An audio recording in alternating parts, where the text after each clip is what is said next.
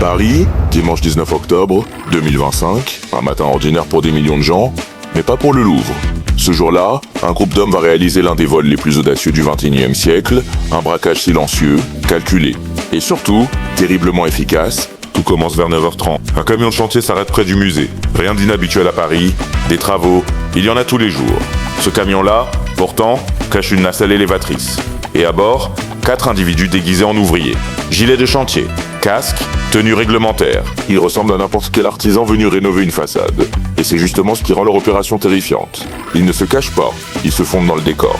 Leur plan est simple, mais ingénieux, utiliser la nacelle pour atteindre une fenêtre de la galerie d'Apollon au premier étage, là où brille l'un des trésors les plus symboliques de France, les bijoux de la couronne. Une fois en hauteur, ils se mettent au travail. Pas un mot, pas de panique, pas d'improvisation, juste la précision froide de professionnels. Les voleurs sortent leurs outils, des disqueuses capables de découper du métal, et surtout, du verre sécurite. Les témoins rapporteront plus tard un bruit sourd, métallique, comme si un chantier venait de commencer en plein musée. Mais personne n'imagine un braquage. Personne, les hommes découpent la vitre. Ils ne la brisent pas, non, ils la découpent proprement, comme un chirurgien incise une peau. Une ouverture nette, maîtrisée. Ils se glissent à l'intérieur.